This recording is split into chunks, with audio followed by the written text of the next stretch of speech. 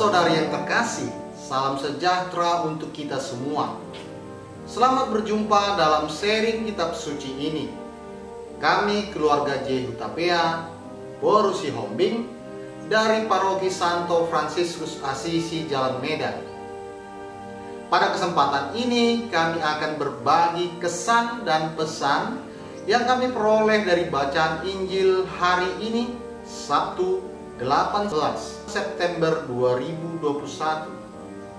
Adapun bacaan Injil dikutip dari Injil karangan Lukas bab 8 ayat 4 sampai dengan 15. Kami mengajak saudara-saudari sekalian untuk ikut merenungkan sabda Tuhan pada hari ini. Mari kita awali permenungan ini dengan doa. Mari kita berdoa dalam nama Bapa dan Putra dan Roh Kudus. Amin. Allah Bapa yang Maha Baik, pantas dan layak kami mengucap syukur kepadamu atas segala berkat yang Engkau anugerahkan kepada kami. Terima kasih juga karena Engkau memberi kesempatan kepada kami untuk merenungkan sebagian dari firman-Mu dan membagikan inspirasi yang kami peroleh dari firman-Mu. Kami mohon, utuslah Roh Kudus-Mu untuk menerangi hati dan budi kami. Tuntunlah kami untuk menemukan makna dari sabda-Mu, dan doronglah kami untuk berani bersaksi atas sabda-Mu. Doa ini kami sampaikan dengan pengantaraan Kristus Tuhan kami. Amin.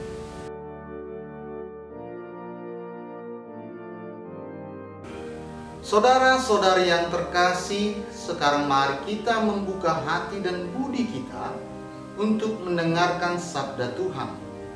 Kami akan membacakan bacaan Injil hari ini secara bergantian. Mari kita ikuti bersama-sama. Bacaan dari Injil menurut karangan Lukas bab 8 ayat 4 sampai dengan ayat 15. Ketika orang banyak berbondong-bondong datang, yaitu orang-orang yang dari kota ke kota, menggabungkan diri pada Yesus, berkatalah ia dalam suatu perumpamaan. Adalah seorang penabur keluar untuk menaburkan benihnya. Pada waktu ia menabur, sebagian benih itu jatuh di pinggir jalan, lalu diinjak orang, dan burung-burung di udara memakannya sampai habis. Sebagian jatuh di tanah yang berbatu-batu, dan setelah tumbuh, ia menjadi kering karena tidak mendapat air. Sebagian lagi jatuh di tengah semak duri, dan semak itu tumbuh bersama-sama dan menghimpitnya sampai mati. Dan sebagian jatuh di tanah yang baik, dan setelah tumbuh berbuah 100 kali lipat. Setelah berkata demikian, Yesus berseru, "Siapa mempunyai telinga untuk mendengar, hendaknya lah ia mendengar." Murid-muridnya bertanya kepadanya, "Apa maksud perumpamaan itu?" Lalu ia menjawab, "Kepadamu diberi karunia untuk mengetahui rahasia kerajaan Allah. Tetapi kepada orang-orang lain, hal itu diberitakan dalam perumpamaan, supaya sekalipun memandang, mereka tidak melihat, dan sekalipun mendengar, mereka tidak mengerti." Inilah arti perumpamaan itu. Benih itu ialah firman Allah.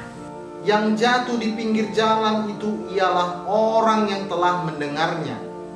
Kemudian datanglah iblis, lalu mengambil firman itu dari dalam hati mereka, supaya mereka jangan percaya dan diselamatkan. Yang jatuh di tanah yang berbatu-batu itu ialah orang yang setelah mendengar firman itu, menerimanya dengan gembira. Tetapi mereka itu tidak berakal. Mereka percaya sebentar saja, dan dalam masa pencobaan mereka murtad. Yang jatuh dalam semak duri ialah orang yang telah mendengar firman itu. Dan dalam pertumbuhan selanjutnya, mereka terhimpit oleh kekhawatiran dan kekayaan dan kenikmatan hidup, sehingga mereka tidak menghasilkan buah yang matang. Yang jatuh di tanah yang baik itu ialah orang yang setelah mendengar firman itu, menyimpannya dalam hati yang baik dan mengeluarkan buah dalam ketekunan. Demikianlah sabda Tuhan. Terpujilah Kristus. Saudara-saudari yang terkasih, selanjutnya kami akan membagikan kesan dan pesan yang kami peroleh dari bacaan hari ini. Istri saya akan membagikan kesan dan pesannya terlebih dahulu, kemudian saya. Ayat yang menarik bagi saya ialah ayat 15, yaitu yang jatuh di tanah yang baik itu ialah orang yang setelah mendengar firman itu, menyimpannya dalam hati yang baik dan mengeluarkan buah dalam ketekunan. Saya memilih ayat ini bukan karena saya sudah senantiasa hidup seturut ayat ini. Saya memang berusaha untuk hidup seperti ayat ini, tapi seringkali juga saya kurang mampu. Pada beberapa kesempatan, saya berhasil mengamalkan sabda Tuhan ini. Namun, ada kalanya juga saya gagal. Misalnya, sebelum berangkat ke gereja, saya sudah bertekad untuk memberi perhatian dengan sungguh pada sabda Tuhan. Namun, ketika sudah berada di gereja, ada kalanya saya tidak fokus pada sabda Tuhan yang dibacakan dan dikhotbahkan. Ada-ada saja yang membuat saya menjadi tidak fokus. Hal yang sama juga terjadi ketika saya mengikuti pendalaman iman di lingkungan.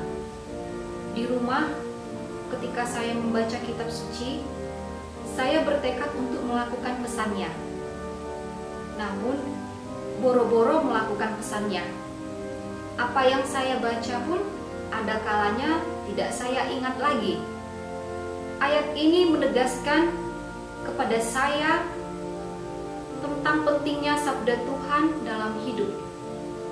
Lebih dari itu juga ditegaskan tentang pentingnya hati saat mendengarkan sabda Tuhan. Sabda Tuhan berbuah atau tidak di dalam hidup itu tergantung pada kualitas hati. Saya menyadari bila sabda Tuhan yang saya dengar, saya baca tidak berbuah, memberi pengaruh yang positif dalam hidup saya. Itu karena kualitas hati saya. Saya harus mempersiapkan hati saya dengan baik setiap kali akan membaca atau mendengar sabda Tuhan. Semoga ke depan saya semakin mampu mengamalkan pesan atas ayat ini. Demikianlah sharing dari saya. Ayat yang menarik bagi saya adalah ayat 14. Yang jatuh dalam semak duri ialah orang yang telah mendengar firman itu, dan dalam pertumbuhan selanjutnya mereka terhimpit oleh kekhawatiran dan kekayaan dan kenikmatan hidup, sehingga mereka tidak menghasilkan buah yang matang. Ayat ini menarik dan sungguh terjadi dalam kehidupan saya.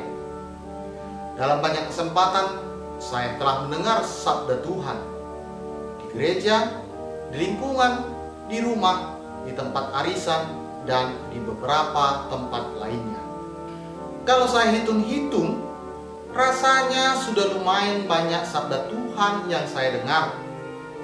Sabda Tuhan itu mengubah hidup menjadi lebih baik. Tetapi saya sepertinya belum sungguh-sungguh mengalaminya. lalu muncul pertanyaan, di mana salahnya? Jangan-jangan sabda Tuhan itu tidak mampu mengubah hidup saya?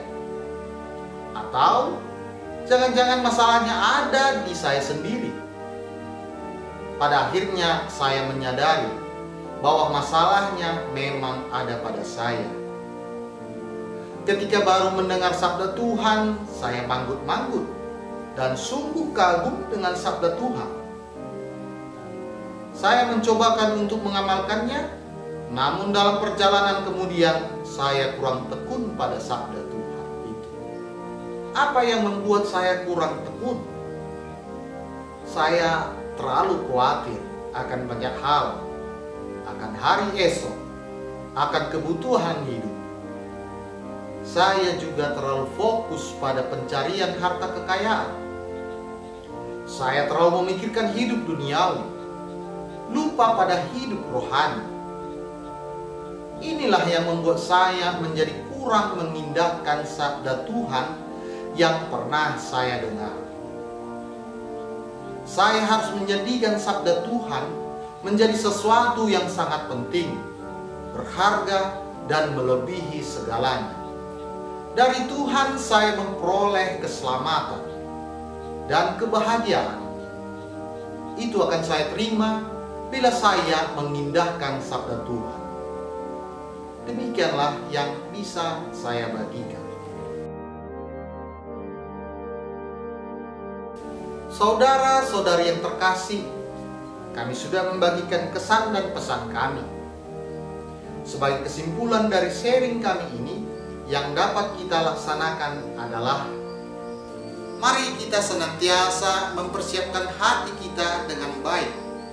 Setiap kali kita akan membaca atau mendengarkan sabda Tuhan.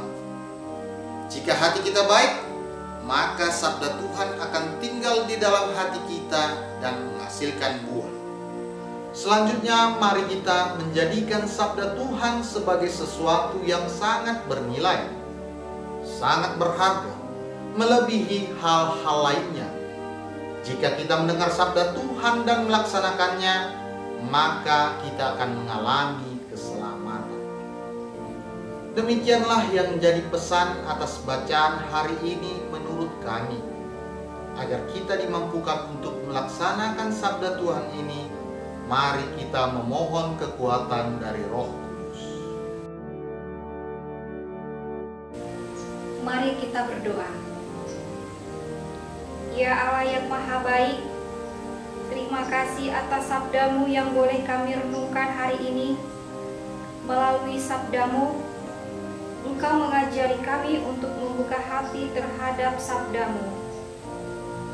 Semoga kami menjadikan sabda-Mu sebagai sesuatu yang sangat berharga dalam hidup kami.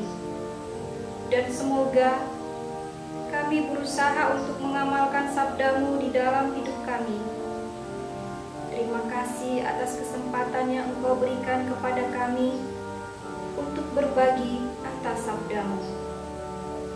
Semoga apa yang kami bagikan berguna bagi kami dan bagi sesama kami.